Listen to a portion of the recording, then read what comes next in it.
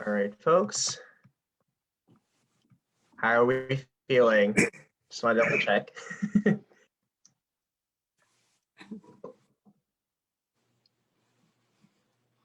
All right, y'all, so we are now live on Facebook. So we're gonna go ahead and get that started. So good evening to everyone on the interwebs, as we like to say, my generation, out on the internet, on social media. My name is Jerome Serrano Valoria, and I am one of two co-hosts for this evening's Rinayung episode from Kinding Sindaw. And the title of our episode is actually going to be a series. It's Land is Life. So this is the first in hopefully a 4-part series that we'll be doing through Facebook Live. And I'm actually going to share my screen so everyone can see what I'm talking about. One moment. All right, so I'm gonna minimize this and I'm gonna present that. And remember how to use technology. It's a pandemic, it's been very long, so hopefully everyone at home is taking time to themselves to rest. So again, welcome to Rinayung, Land is Life, Part 1. So I want to give everyone a brief peek at the menu that we're serving up tonight. So the moderators, the co-hosts, there's myself, Jerome, and then Vivian Chow, who's my other co-host for tonight's events. We'll also briefly talk about the mission of Ginding Sindaw for those who are new to the Rinayung series, or those who may have briefly heard about our organization, or those who are completely new to KS. We'll also give a quick shout out to our funders who are the reason why we're able to make things like this happen. Very grateful to them. Then we'll also have 2 of our 4 guest speakers give a land acknowledgement. I'll also go over some guidelines that are relevant to this live stream, whether you are on the Zoom call with us or if you're watching from home. And then we're gonna go right in and meet each of our guest speakers, Faisal Manal, Roberto Borrero, Drizzly Ninding, and Teresa Bear Fox. We'll also have a brief Q&A or question and answer portion at the very end of our session tonight in case folks on Facebook have things they wanted to bring up. If you have a burning question about the performances or speaking points our folks have. And then we'll finally close up with some announcements and updates from our organization. All right, so I want to give a quick shout out again to our funders for Kinding Sindaw. We have the Loida Nicholas Lewis and Reginald F. Lewis Foundation. We have La Mama Experimental Theater Club down in Lower East Side by NYU. Thank you so much for housing us all these years. We've been resident artists there. New York City Council is another one of our major funders, as well as the New York City Department of Cultural Affairs, the DCA. We also have collaborations with Dance NYC, New York Film Academy, and Lotus Music and Dance.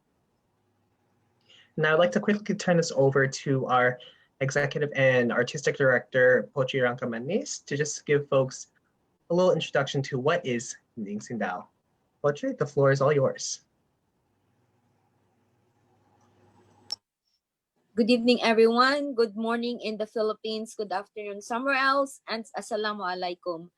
Thank you for joining us tonight. And take note, this is a series. This is an episode. This episode of Rinayong is very, very important, especially this November. November is a month of mourning for our indigenous people here, the First Nation in United States. And tonight is a very important episode, and also what's for the second Land is Life, and another important episode for us to really understand the ties of who are the indigenous people in history and the indigenous people now, and what are they facing. So my name is Putri Rangkamanis. I'm the artistic director and founder of Kinding Sindaw. Actually, the executive director and co-executive director is Malaika Kianyo and Anthony. I don't know if they're around, but I just want to explain to you what is Rinayong. Rinayong is the name of these episodes, and this is in honor the epic Darangan, which is one of the longest epic in Far East Asia, and kept in the oral tradition of the Maranao people and shared together with the Maguindanao and the Iranon people who were able to resist colonization the Spaniards, and still living tradition in Mindanao. And Rinayong is the nickname of the magical boat of Bantugan, the character, the important character of um, the Rangan, which is declared by UNESCO as intangible heritage of humanity.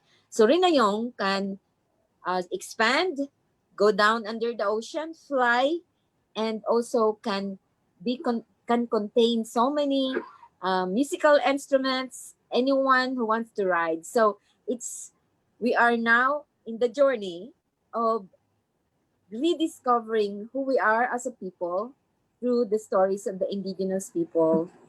And Rina Yong brought us here and all over as part of our diaspora. Thank you very much. Assalamualaikum. Stand by.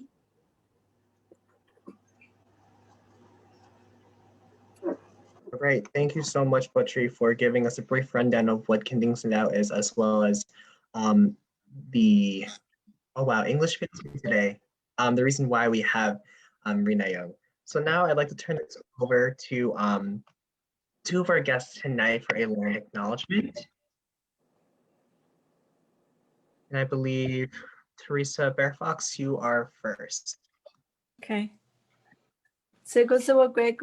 Hello everyone. I'd like to do a opening address. I'd like to give thanks to everything in our creation. We're going to put all our minds together as one as I start. Angataswa ne ohandu kaliwate kwa. Agweko askandi duwawe nuni ne kwan kuna da de tino lados ne ungwesuma. Tinyota ne kwan kuna. Agweko askandi duwawe nuni ne kwan kuna da de tino lados ne yikinistan hunja. Tinyota hak ne kwan kuna. Agweko askandi duwawe nuni ne kwan kuna da de tino lados ne ohne kasuma. Tinyota hak ne kwan kuna. Agweko askandi duwawe nuni ne kwan kuna da de tino lados ne kachusuma. Tinyota hak ne kwan kuna. Agweko askandi duwawe nuni ne kwan kuna da de tino lados ne kahisuma. Dano ohante suma. Tinyota hak ne kwan kuna. Agweko askandi duwawe nuni ne kwan kuna da de tino lados ne ojinuma suma. Tinyota hak ne kwan kuna. Agweko askandi duwawe nuni ne kwan kuna dano de tino walados ne onukwa suma dano odela suma. Tinyota hak ne kwan kuna. Agweko askandi duwawe nuni ne kwan kuna dano de tino walados ne gayantosala. Tinyota hak ne kwan kuna. Agweko askandi duwawe nuni ne kwan kuna dano de tino walados ne gundilio. Tinyota hak ne kwan kuna. Agweko askandi duwawe nuni ne kwan kuna dano de tino walados ne ogwele suma dano ojida oguma. Tinyota hak ne kwan kuna. Agweko askandi duwawe nuni ne kwan kuna dano de tino walados ne ladiwelas. Tinyota hak ne kwan kuna. Agweko askandi duwawe nuni ne kwan kuna dano de tino walados ne kayeli ni kawelage. Tinyota hak ne kwan kuna. Agweko askandi duwawe nuni ne kwan kuna dano danchi de no walados ne sungwachi agyo kane kakalakwa. Tinyota hak ne kwan kuna. Agweko askandi duwawe nuni ne kwan kuna dano de tino walados ne yeti sota asuntane kakalakwa. Tinyota hak ne kwan kuna. Agweko askandi duwawe nuni ne kwan kuna dano de tino walados ne ojistano kwasuma. Tinyota hak ne kwan kuna. Agweko askandi duwawe nuni ne kwan kuna dano de tino walados ne gayeli ni ongweteke. Tinyota hak ne kwan kuna. Agweko askandi duwawe nuni ne kwan kuna dano dachi de no walados ne sungwayatizo. Kwachio yana leona hoda losto yamako ajikumhe. Tinyota hak ne kwan kuna. Yamako for listening. We just put all our minds together as one and we gave thanks to everything in our creation. And that's a good way how to start our meeting today. Yamakoa. Thank you very much. Thank you for that beautiful land acknowledgement, Teresa. And now we invite Roberto Borrero to also provide for us a land acknowledgement. Taigwe ituno kena a tia ono, diri mukaro aguibana, boriken taino daka, kawai daka, kawai daka, kawai daka. I just wanted to greet you all as my sisters and brothers and just let you know where my name, as you said, Roberto Mukaro Borrero, my community, my people call me Mukaro Aguibana. And my family lineage comes from the island of Boriken, which today people know as the island of Puerto Rico. We're part of the Taino homelands that stretch throughout the greater Antilles into the southern tip of Florida. These were the homelands of my people before in BC time, before Columbus. So I just want to say I'm really honored to be here. I'm very happy to be here. So happy I said it 3 times. To be here with all of you. I'm sitting here in the land of the Pennaquit people out on what's called Long Island, New York.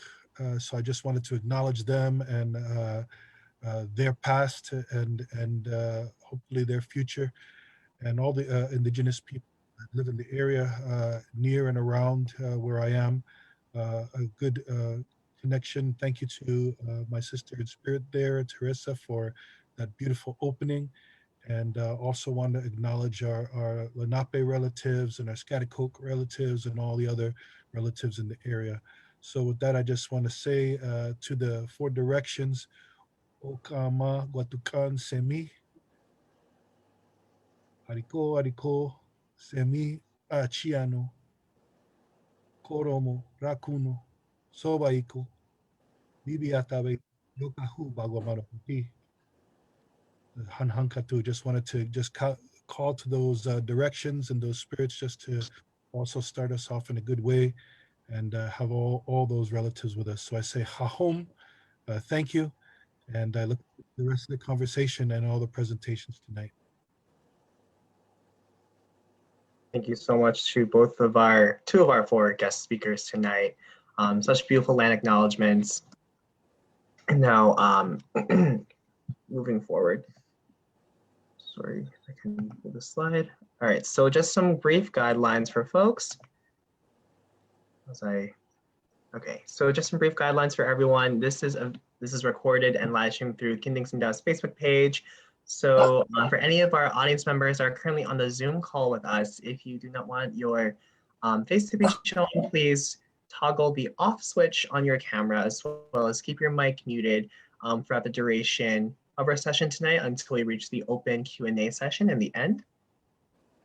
And if you have any other questions for us, feel free to put them in the Zoom chat, or if you're joining us from wherever you may be on Facebook, feel free to also comment on our live stream, and we'll bring those questions to our speakers as well. All right, and now we have our very first speaker, Faisal Manaf from the Philippines. So let me just momently bring up his bio so I can read this all for you properly. Oopsies. So Faisal Manal is from the Philippines. He's currently the choreographer of the CCSPC, a Sala Mindanao dance company, and he's an exceptional Mora master artist, dancer, and traditional musician. And he's from the Maguindanao tribe in the Philippines. So he knows a lot of traditional instruments such as a kulintang, agong, debakan, babendil, and gandingan. And he's also a chanter and a shaman. In the fields of choreographies, he has shown excellence in the dance production in collaboration with other Maguindanao artists. He's been a dance master in several festivals in the Philippines, like the Kalilangan Festival, the Nalak Festival, the Guyaya Festival, Sharif Kapunusuan, Festival in Cotabato City, and the Halad Festival as well. As a dancer, he has been a past and active member of the renowned dance troupe in Central Mindanao, as the Mindanao Dance Company, Sining Kutuwato, and by Raquel Pendatun's Kalilangan Dance Troupe in the province of Maguindanao. And as a traditional musician, he became a delegate to the National Music Competition for Young Artists in Lawag City, Philippines, representing the province of Maguindanao of the Autonomous Region of Muslim Mindanao. And he has also joined some of our productions here in Ginding Sindaw as well. Most recently in Pananadam, which is back in March of this year, right before the pandemic had started here. So without further ado, let me just retoggle this. I think I need new computer. Doesn't like me. All right. Without further ado,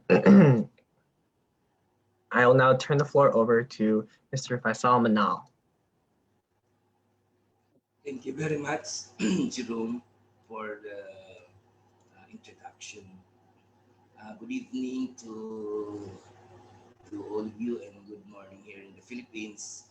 What I'm going to do now is to perform a Sagayan ipat ritual. That means that this ritual is uh, to cleanse our spiritual aspect, because this is the Sagayan in Maguindanao is part of the honoring the Biday, or in Maranao they call it Rinayung, but in Maguindanao we call the Rinayung Biday. So in this ritual we evoke the spirit, we summon the spirit to cleanse our feeling, to cleanse everything into positivity. And this is the ritual.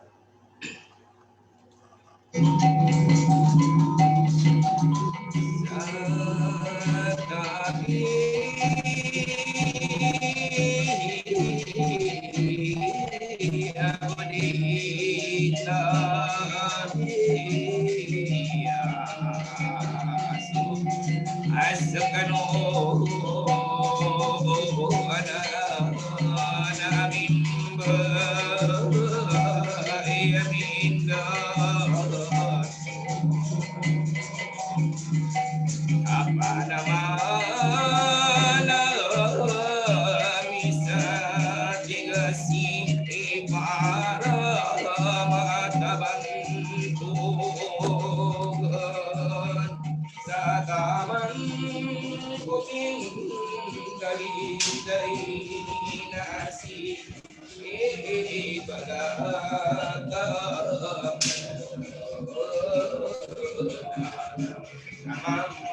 pelaku dari nasi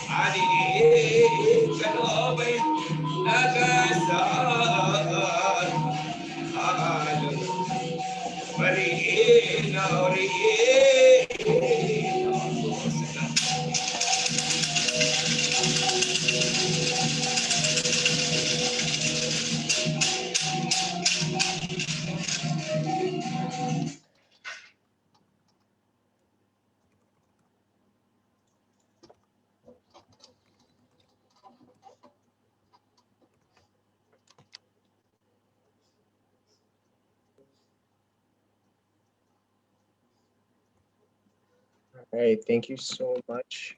And folks, that was the Sagayan ritual, in case you didn't catch that earlier. So now I'm going to bring us to our first of our guest speaker portion of the night. Let me just share my screen again.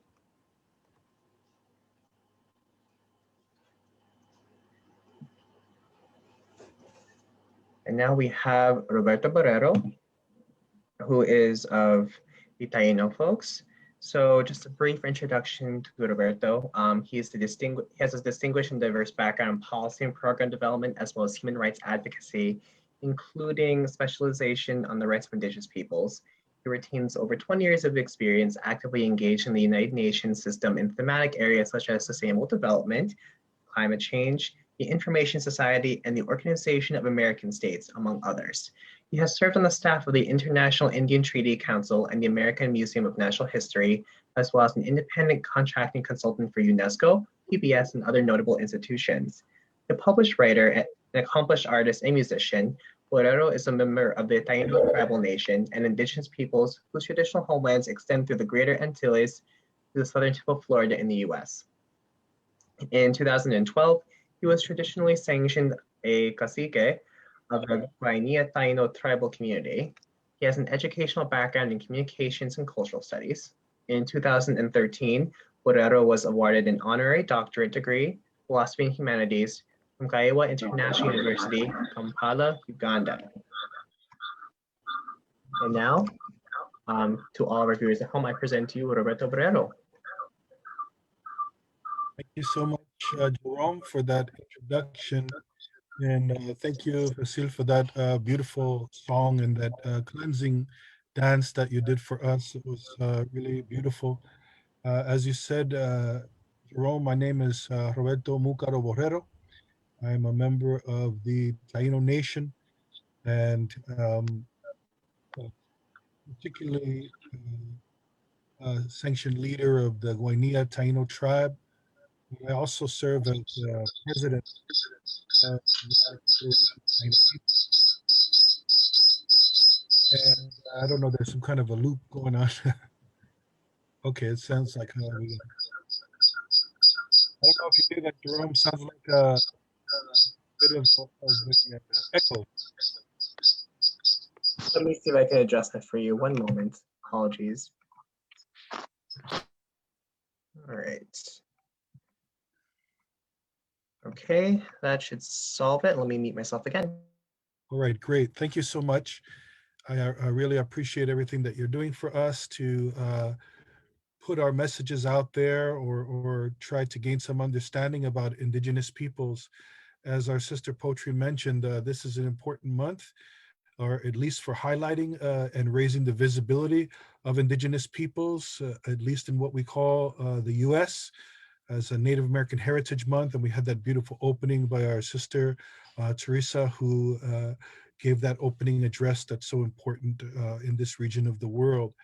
Myself, as you mentioned, coming from more down south originally, from the Taino people, we have a very interesting distinction in history, as we were the very first indigenous peoples of the Western Hemisphere to encounter Columbus and those who came along with him in 1492. Many people hear that old nursery rhyme, in 1492, Columbus sailed the ocean blue, but you really never hear about indigenous peoples. And I think that translates even into the American education system, where Columbus is portrayed as this kind of smiley face and wonderful explorer who just happened to run into this side of the world. And they really don't talk about what really happened as a result of that encounter, and how the lives of millions of peoples was forever changed just over 500 years ago, 528 years ago.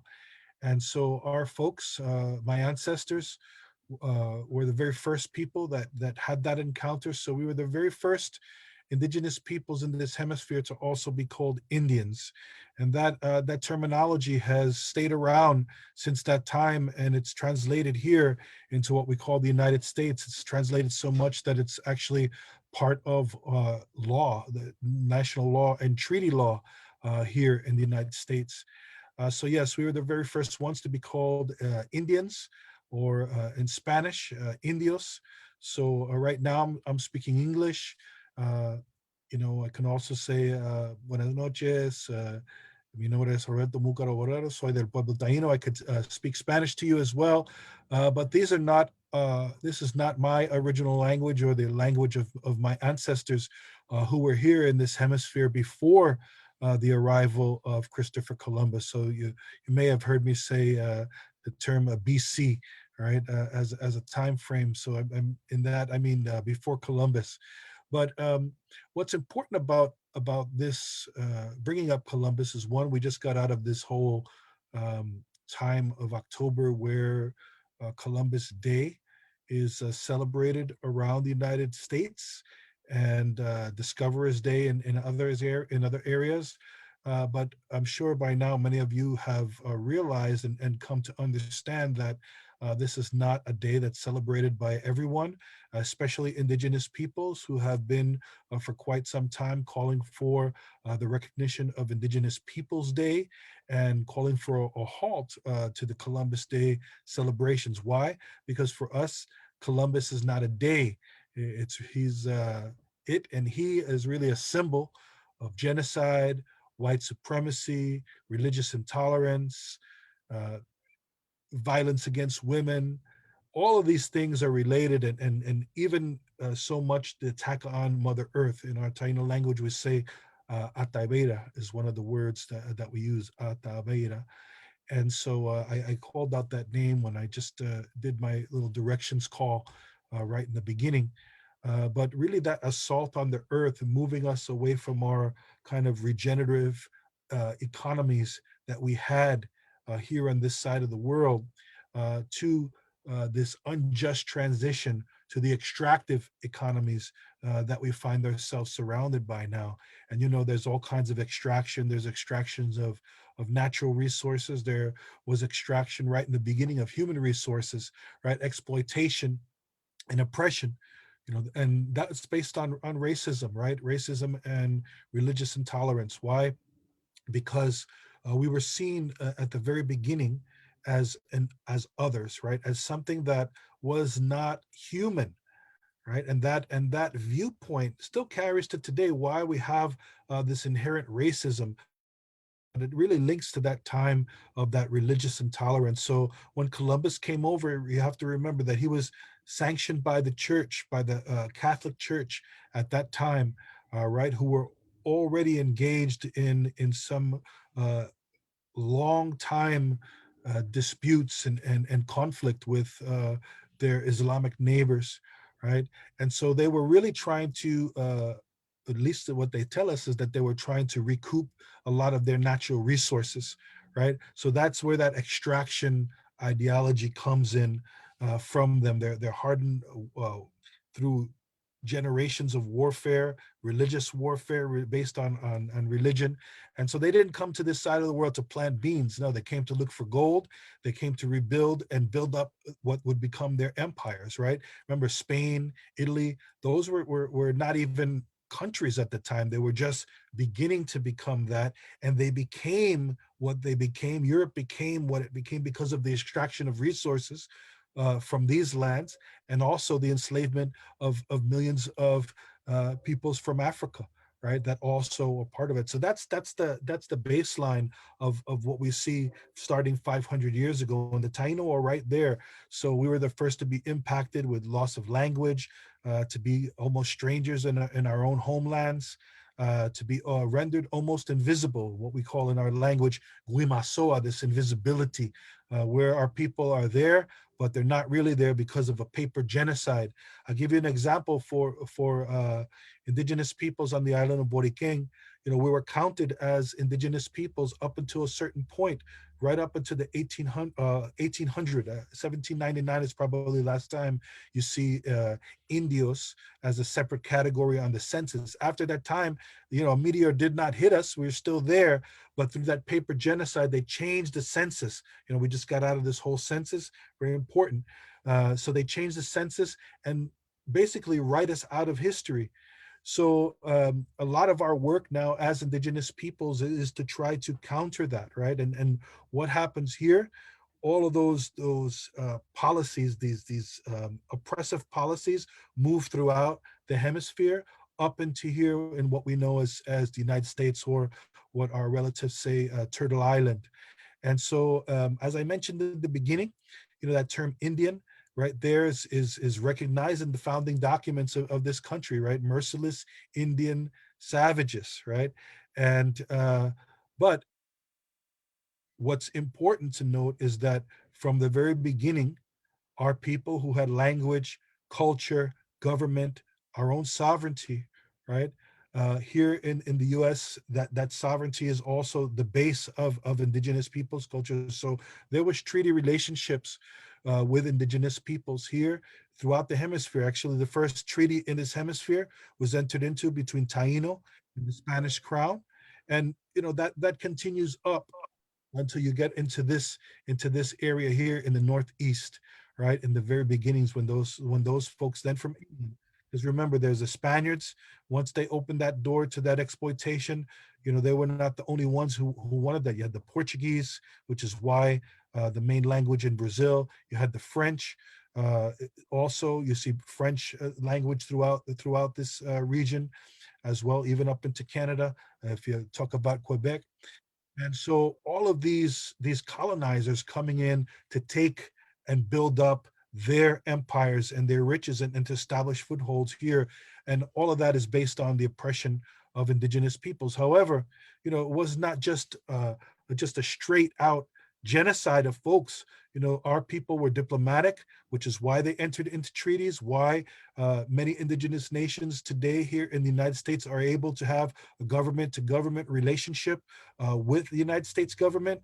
And so I just wanted to give you kind of that overview a little bit. I know Poacher told me I had about 10 minutes, but I figured I would just kind of talk about that stuff, where it began, where it is, and you could see what's happening still today. I mean, if you recall, you know, that oppression, that extractive mindset, that moving us away from a reciprocity and right relationship with the earth is still an issue, is still a problem. They still haven't got it right.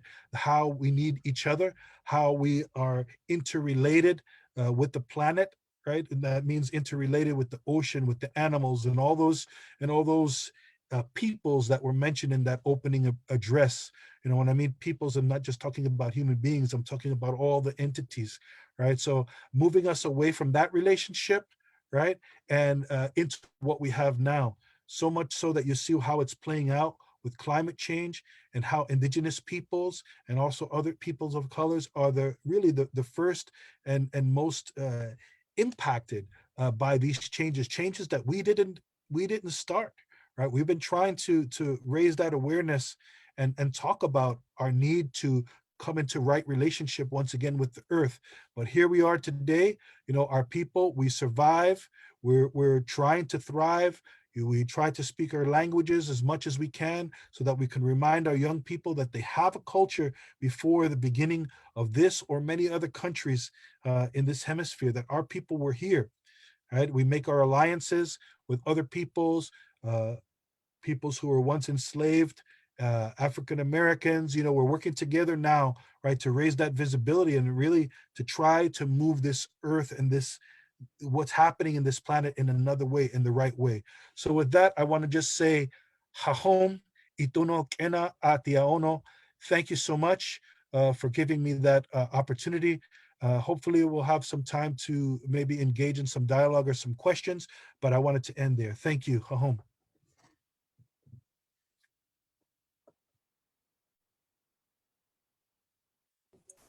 All right, thank you so much for that, Roberto. I wanted to move forward with the next speaker. His name is Dritsa Lin, sorry, Lin Lininding. I believe I'm saying it right. He is a journalist based over in the Philippines. And give me 1 second while I spotlight it over to him. Okay, got it. Thank you, Dritsa, you're up. Yes. Hello. We can hear Yeah, you. can you hear me? Okay. So, good morning there. Good morning here and good evening there in that part of the world. Assalamu alaikum warahmatullahi ta'ala wa barakatuh. Again, let me thank Hinding Kidao for inviting me again in their series of webinar, this time talking about land. Actually, the previous speaker, Roberto Borrero, we share some of that. Actually, we share some of that history. What happened to them is also happened to us here in the Philippines, especially the Muslim minority now called the Bangsamoro people. Historically, the Bangsamoro people, we are the dominant people here in the Philippines, as recognized by many treaties uh, with foreign powers like Britain, U.S., Spain, Portugal, and many other foreign powers before. Unfortunately, the Bangsamoro people is now the minority in this country, and sad to say that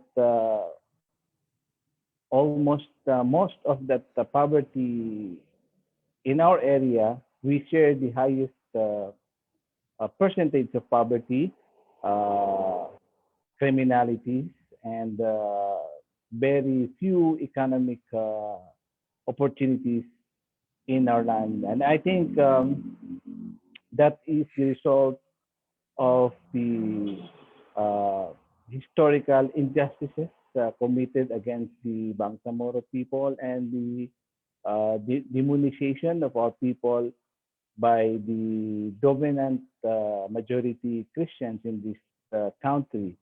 Um, Historically, the Muslims in this part of the world have been protesting and defending their lands from uh, foreign powers who are trying to occupy or settle here in our land, starting from the Europeans and the Americans and the Japanese. And now we are dealing with our own Philippine government. Among those, I think, notable uh, anomalous treaties that has been signed is, I think all of you are aware of this, is the Treaty of Paris, signed in December 10, 1898, between the Spanish government and the U.S. government. In that treaty, there's what we call the anomalous incorporation of the Muslims in the Philippines through this treaty. You see, our claim is that we were never part of the Philippines because we've been existing even prior to the establishment of the Philippine government. In fact, um, that's the reason why in the history of the Philippines, in the history books, it's very rare that you will find the narratives or the history, the morals, much more our heroes. Most of the heroes being portrayed in the history books are, of course, the Filipinos in Manila, in Luzon, and in Visayas. Not so much in our place here in Mindanao, but uh, the reality is that most of the wars were fought here in Mindanao, in the Bangsamoro homeland, by the Moros themselves. So this is actually one of the advocacy of some groups that we want to be recognized. Our heroes will be recognized, at least in the history books. being taught to the children here in the Philippines. Um, in 1963, the Committee on National Minority found out that the lands applied by the natives were actually awarded to the Christian settlers here in Mindanao. My apology for calling them Christian because that's what the history wrote. Um, the natives were not allowed to register their land because of this conspiracy between the Philippine government and the wealthy businessman who settled here in Mindanao. That's why in the present state of Mindanao and the Bangsamoro, you will find some big names who own big lands here in Mindanao, and that's because they took advantage of the indifference or not really ignorance of the Muslims in, for example, in land titling, because we have, as a native, we have our own way of land ownership and titles. So when they introduced the land titling laws here in the Bangsamoro homeland, we lost to them. We lost so much land because of that loss, and because of our indifference also, because we are not our ancestors were not recognizing the establishment of the Philippine government. We are not recognizing the authority over us. That's why for centuries and decades, we've been fighting the government until such time uh, in the present days where our revolutionary groups, starting with Professor Norm Miswari, signed an agreement in 1996 with the Philippine government for the final peace agreement. And later on, the Moro Islamic Liberation Front also signed an agreement with the government, and we now have the what we call the BARM or Bangsamoro Autonomous Region in Muslim Mindanao. Originally, our revolutionaries, our ancestors, were fighting for a total independence, and because of that for, long dragging war that goes on for several decades, our elders, our revolutionaries, settled that instead of independence, we are asking for a greater autonomy. And now we have the Bangsamoro Autonomous Region in Muslim Mindanao, and hoping that the government will again comply with what they signed between them and this Moro Front representing our the Bangsamoro people, because we also have this history of what is this? The government have this habit of not implementing what they promised to us in the past. For example, the group of Professor Nermiswari until now is claiming that the Philippine government actually reneged on its commitment designed in the 1996 final peace agreement. And now that we have the Bangsamoro Organic Law with the more dominant now, the Moro Islamic Liberation Front, we are still yet to see the fruition of this because we are still in the transition phase. But in my observation, because this is an issue of land grabbing, what we have now is just, I think, uh, less than 10% of what we originally have in this island of Mindanao. But because of time and coexistence, we are now accepting the reality that most of our lands are already lost because some of those already settled in other areas. they were not born before their ancestors or their parents occupied our land. So we don't have reason, for example, to blame them for the past. So because we are getting toward the path of peace, so that is part of negotiations that we change with the government. So we are hoping that this government will address some of the issue on lands, which in my observation, the Bangsamoro organic law is very big on, for example, on uh, in addressing these injustices. We have part of that agreement is the transitional justice, which until now is yet to be implemented. We also have the track on normalization with the Moro rebels, which I think not moving. What is moving in the Bangsamoro agreement is only the Bangsamoro organic law, is the government with that huge money coming from the national treasury. I think that's all for now. If you have questions, we can address that later. Thank you. All right, thank you so much for that. Okay. We definitely do see a lot of, ties between a lot of the indigenous groups, not even in our current nation, but also nation back at home. And we do want to bring it to our last speaker. Her name is Teresa Bearfox. Her Mohawk name is, I'm probably going to pronounce this wrong, but I'm going to try my best. Kenkiokokta, which is meaning at the back of a crowd of people or the end of a long line of people. She's always loved music and had a gift for songwriting.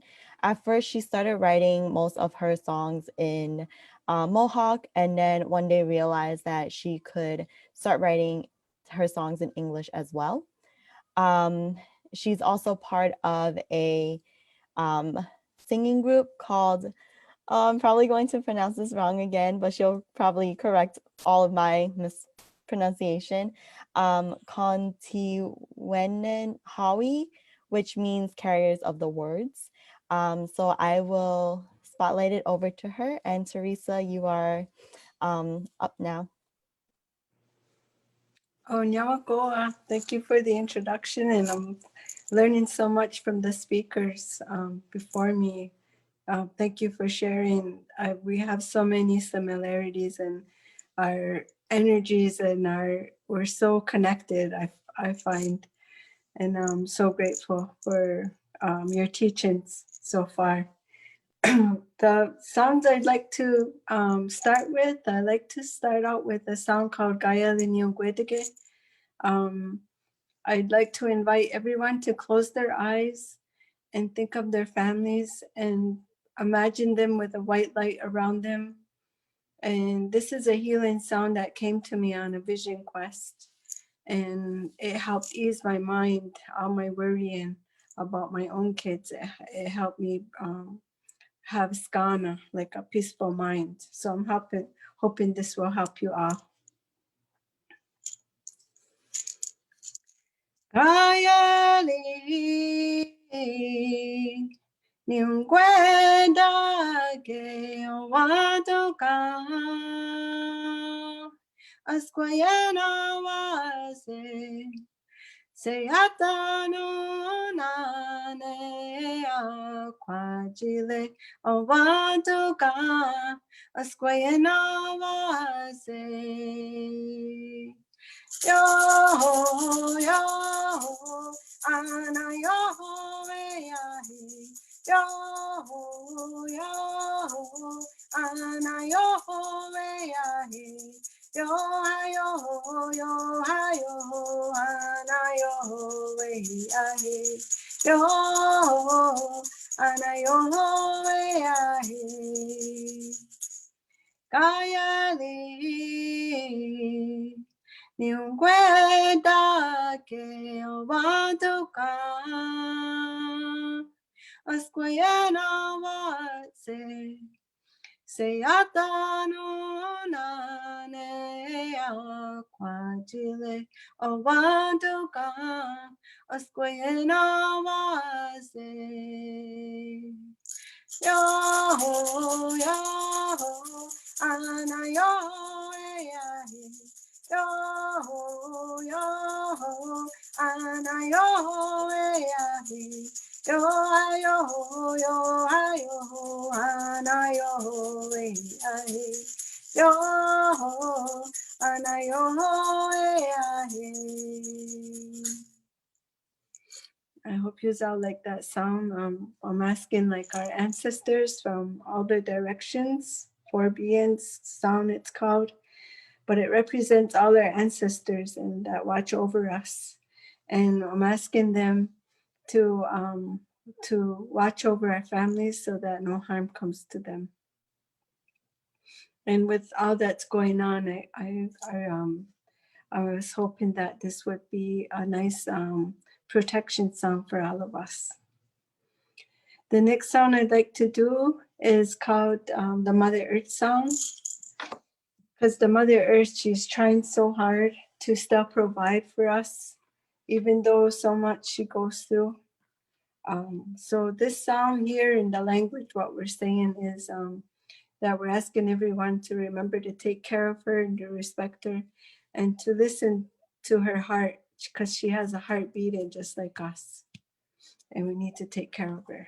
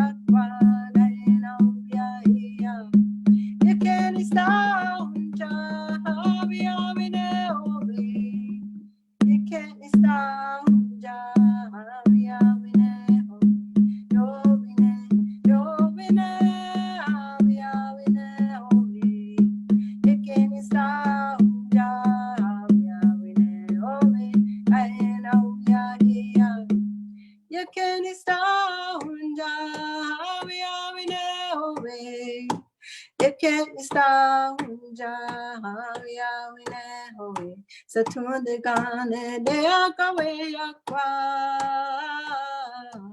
Sewadu sadat de akawe yakwa Kaina wiya hiya yo.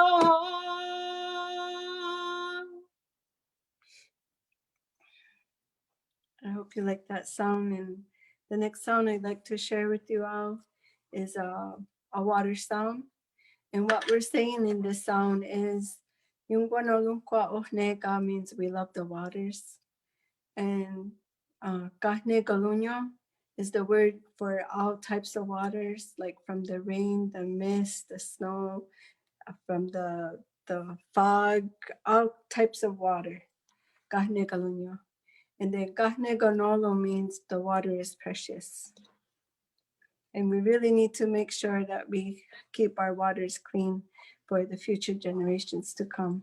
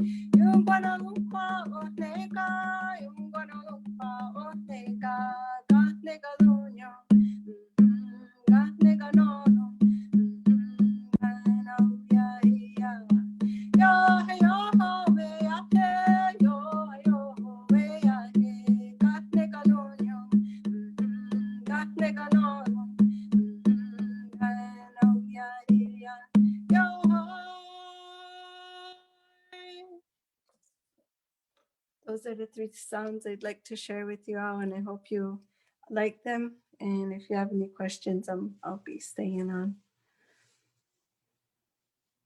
Yeah. All right, thank you for that. So I do want to, open the floor to everyone who's here in the Zoom call. If you have any questions for any of our speakers, they're all here for you to ask them anything that you wanted to say. Also, if you have any comments or anything like that, this is the time for the floor to be open up for you as well.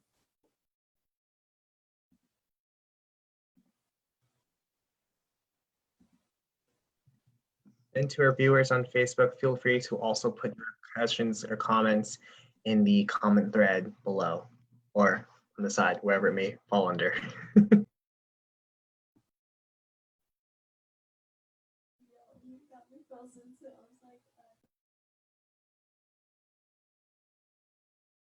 So one person did ask for each of our speakers if you would like to answer. How are your communities doing during the COVID pandemic?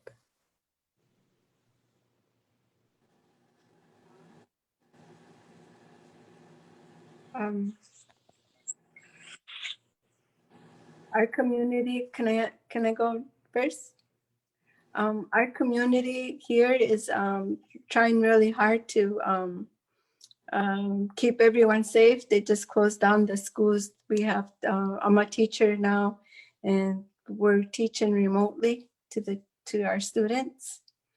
And actually, two of my kids ended up with COVID, and they're recovered now, and we're just all ending our quarantine tomorrow.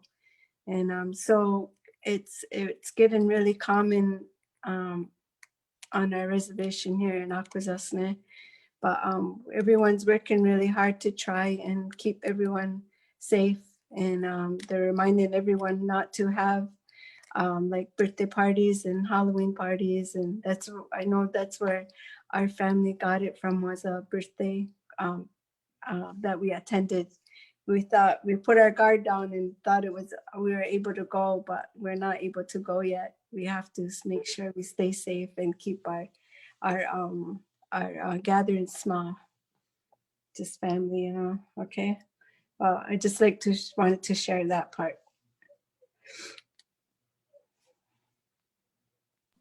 Would any of the speakers like to add on to that as well? Yeah, Yes. well, go ahead, brother. I'll go after. It's spotlight on you, Dritsa. Okay. So if I forgot to mention that from where I came from, Marawi City, uh, we have this. We are still. Most of our people here are still displaced because of that 2017 siege by the ISIS-inspired local group and the foreign groups here in Mindanao, where they tried to occupy the business, the most urbanized part of Marawi City. So until now, more than 100,000 people are still displaced and yet to return because the government is not allowing us because they are saying that they need to finish some of the reconstruction efforts inside what we call the main affected areas or the ground zero, which is composed of 24 barangays. So most of us are uh, living with their families, already settled in in other parts of the Philippines, mostly in Luzon. So I can just imagine that some of them are uh, also suffering from the present typhoons and the COVID in Manila. But here in Marawi City, for those who are staying in the temporary settlement shelters provided by the government, COVID-19, this pandemic is, caused or doubly hard for them because prior to this pandemic, um, we have this problem of, for example, the water supply because there is no water supply in their area. There is a ration for water from INGOs like the ICRC or the Red Cross and the local government. But so their complaint is it's very hard for them to, for example, observe personal hygiene in this pandemic because they don't have enough supply of water. And another thing is that they cannot also comply with social distancing because uh, the shelter provided by the government is very little. Only I think only 5 people can be accommodated. So this pandemic is doubly hard for them. Another is in our areas, for example, in Marawi City and Lanao del Sur, we have the strictest quarantines being imposed to us by our local governments. Although we are not in the high risk areas for COVID or for this pandemic, but our local government is very strict. Until now, we have the highest quarantine just like what they have now in the national capital region, which is the center of this pandemic here in the Philippines. So that is a struggle for us every day. Actually, today is Sunday, so here in our place, we have the local government imposed this no Sunday movement. So every Sunday, everybody is inside. Nobody is allowed to go out except for emergency purposes. So this pandemic cost so much, especially to the displaced persons, families for almost 3 years now. Their livelihood, for example, those who are earning hand to mouth only every Sunday, so they have, if they did not, if they failed to save up the past few days, they might not able to feed their family today. So that's among the issues now that being discussed here in our community. So I think that's all for me. Thank you for sharing. Um, I'll move it over to Roberto now. Great. Thank you so much. And thank you, everyone, for sharing. Teresa, again, the songs are so beautiful. Thank you so much for helping. It's such a blessing, especially in this time. We need those type of blessings and to feel good because there's a lot that's going on that is really giving people a lot of anxiety. A lot of things are weighing heavy on people at this time. But I just want to point out um, a couple of things. One, for my own, you asked about my own community. We see right now rises in COVID cases happening in the island. And so that's very concerning, especially because we've also come off, a few years ago, major hurricanes. Then following that, we had a couple of earthquakes, a series of earthquakes. We're in a financial situation, and all of these things are compounding and just really affecting the people, not in a good way. And so, yeah, it's a concern as far as our organization and our community. We've tried to assist in whatever way we can by trying to get PPE donations out to communities, trying to get things that people need, to try just to alleviate, even if we could just do it for a day or something that could help them for a week. Just every little bit helps. It really does in these times, just that people know that you care. So if there's a way that you can help somebody, please do it.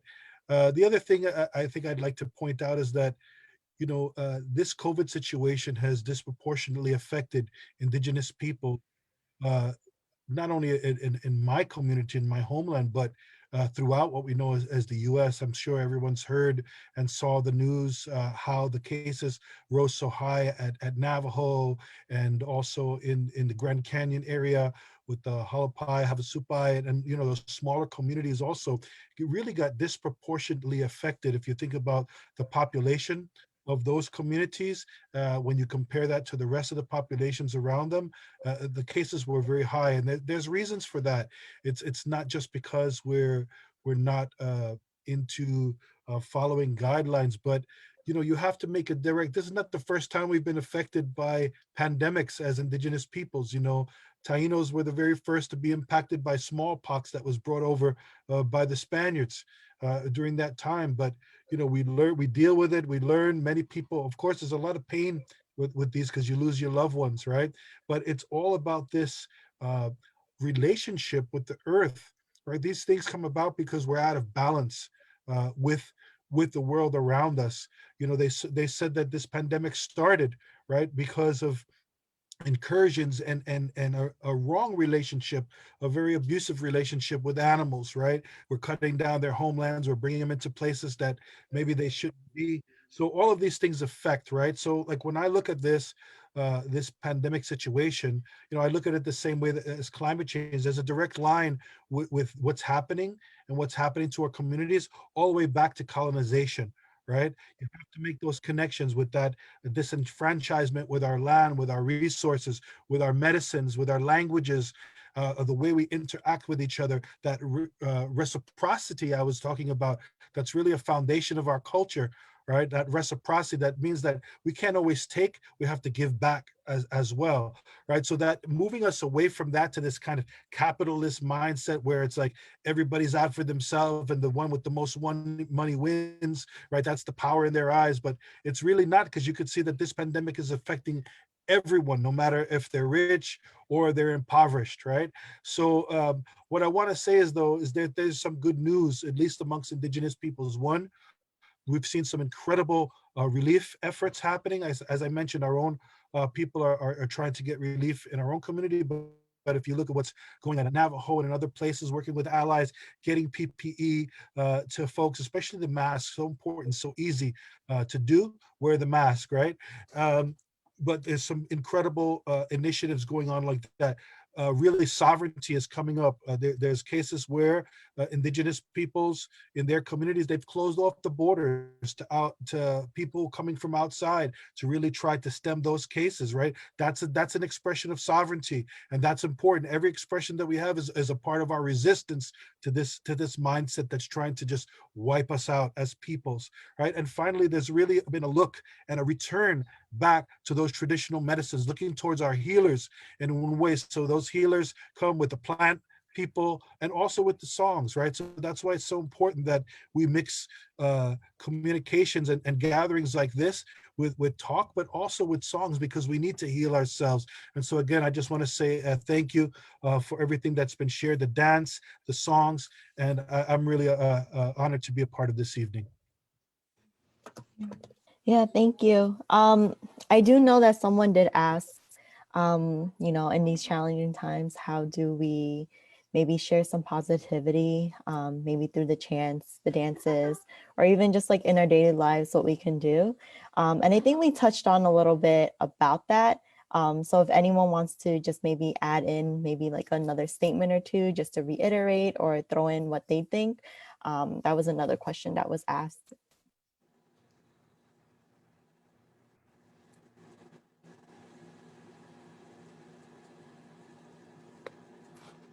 I'll just say, salam again, it's Putri. I'll just say one sentence.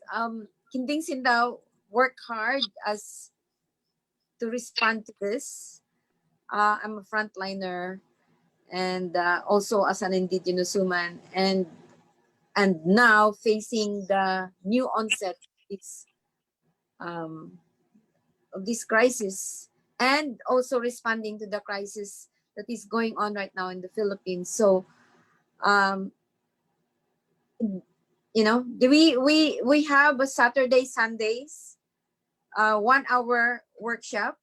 It's a dance storytelling, if that can in a way kind of aligned our self-care So we have a regular classes, and we can also continue having this kind of program. We have Rinayung every other week.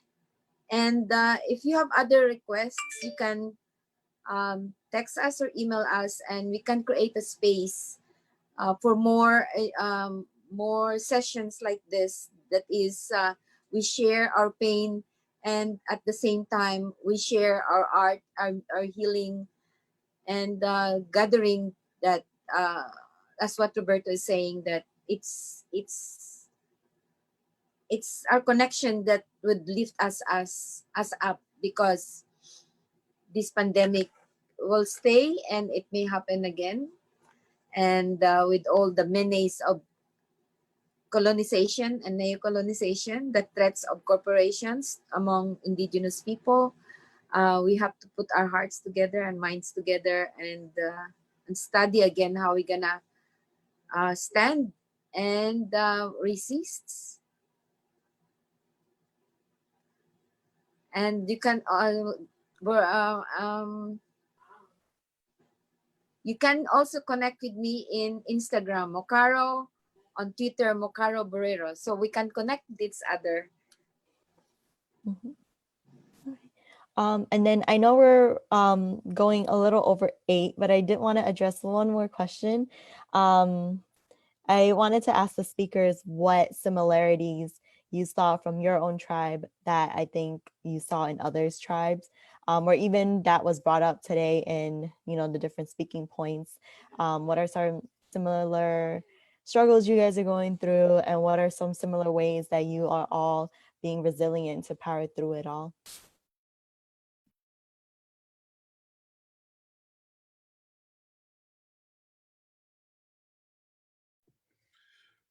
Well, I just want to say that just the songs, right, and that connection to each other, to community, to people through our songs, through ceremonies, that taking the time to do those things is very important. And I've been very blessed to be able to travel quite a bit amongst many communities throughout this hemisphere and around the world, and I just always felt at home in many different very different indigenous peoples and their cultures, because at the very essence, that spirit, we're talking about the same things, right? We're talking about respect, we're talking about that connection to the earth. And I think that even in just everyday things like that we do now, like this, making time for each other, listening to each other, really listening, not just listening to respond right away, but actually listening to hear what we say as human beings, right? We have a limited time on this earth in this physical form, and so there's some messages and lessons that we're supposed to learn while we're here. There's things that we're supposed to do, and I just think one, being of service is one of those things, helping people wherever you can, and really being kind as you can, and really that's foundational aspects of our culture, right? That being good to culture. And I think Teresa said it before. She talked about the good mind. And, in my community, we understand that taino means, good people, but not in like a Judeo-Christian sense of good people. It really means right action. In other words, are you here to harm, or are you here to help out, right? That's what we're talking about when we say good. It's a different sense of that. It's not so binary. But I just wanted to say thanks again, and I look forward to continuing being in contact or being supportive in any way possible. Mm-hmm. Yes. Thank you for sharing everything. I'm really honored to be here tonight, and I liked how Roberto reminded me about the medicines. It's true, a lot of the people are like waking up right now because of what's going on, and you have to take that time and spend it with your kids, because you don't know what's going to happen tomorrow. You have to make sure that you take that time and appreciate every day that we get to see.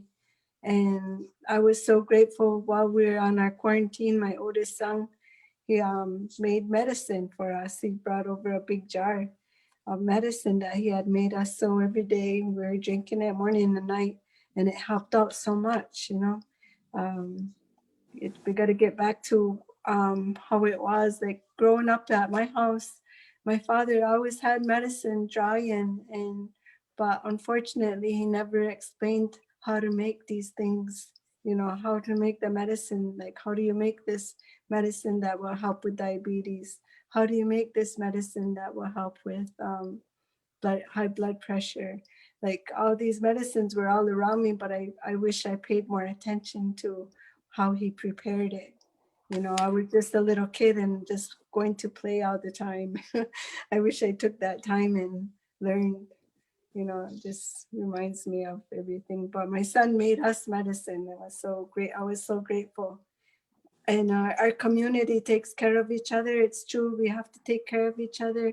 And today we're given like a care basket because they know we've been in our homes for 2 weeks. And it was so nice to get this gift of crackers, cheese, pepperoni. You know, they put all their heart into it.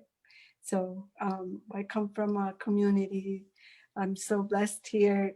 There's a lot of love and support around us. And I think I hope everyone has that love and support for each other. So Nyama, thank you for everything. I really learned a lot. Maybe we can have our photo. Oh yeah, Potri wanted to get a photo with everyone before we close for the night. I also did want to share some announcements before we get to that. I guess what I can do is when this gets posted fully on Facebook, I will share all of the links, other places where we can connect with our speakers for tonight. So whatever you end up seeing on this page, this will all be also listed out on Facebook. And then also just, to plug in the rest of the Rinayung series. The next one, part 2, is going to be on the 21st, which is actually next week. So you're getting more of us. And then as Potri did mention, we do have weekend dance classes. These are all in Eastern Standard Times. So it's Saturdays at 12 and Sundays at 6 p.m., depending on which one works well with your schedule. And if you happen to need more like assistance with the dances, you can also get classes for both days, so that you also, can get more help with maybe some dance therapy, just learning more about other indigenous groups. We not only touch base with one tribe of the Philippines, but we try to touch a lot of bases on different indigenous groups. So it's a good way to learn about that as well. And I just want to thank everyone, the speakers, participants, for joining us tonight. I think it's really great that, we started off as, just wanting to have some event to give more educational resources to everyone, but now being able to touch base with other communities. I know that that's been really hard in the time that we're in right now. So I just want to thank everyone for allotting an hour and a half-ish for events like this. So without further ado, I will be taking the picture now. So if you're comfortable, you can share or start your video, I think is what it is. And then whenever everyone is ready, I will just take a screenshot of it, because that's what we do on Zoom. All right. Okay, 1, 2, 3. All right, thank you. I don't know if Potri wants to say any last minute thing before everyone go yeah. for the night. In response to, I almost say Typhoon Maria. I was there in Typhoon Maria. I volunteered when all the trees were fall down. Now we are looking into the flood that is 15 feet in the Philippines, and the death toll is unaccounted. So Kinisina was an ongoing tiny URL or PayPal. If you want to announce it, it's a continuous fundraiser, which is it says Love for Marawi. This is a response to the Marawi seeds. but now it will extend to the rest of the relief. That is what is going on in Marikina. There's a lot of indigenous people there, the Maranao, who are merchants, who are now on the top of their houses. No, some of the houses actually were taken away by the water, by the Pasig River. So, in lieu of that, we always have to think for each other. So, visit our Facebook. Recommend if there's anyone whom you think would like to donate for the Philippines relief. They can go to Love for Marawi in Facebook, or Kinding Sindaw, or my Facebook. And I think Malika gave this tiny URL, Love for Marawi, sign up. So, this is just the beginning, and thank you very much. Everything is so heartwarming. And in Kinding Sindaw, we created this salutation, which we can join together in honor of our ancestors who created and transmitted this tradition to us. With open hearts, we'd like to take them in mind, body, and soul. And with humility, we bow as you use it to empower us as we walk our path. Thank you. Sego, Nyawigoa, Una, Ana. gracias. Uh, Assalamualaikum. All Shukran. right. Good night, everyone. Good night, Good. everyone. Thank Yawa. you. Thank you sa lahat. Thank Goodbye. you. Thank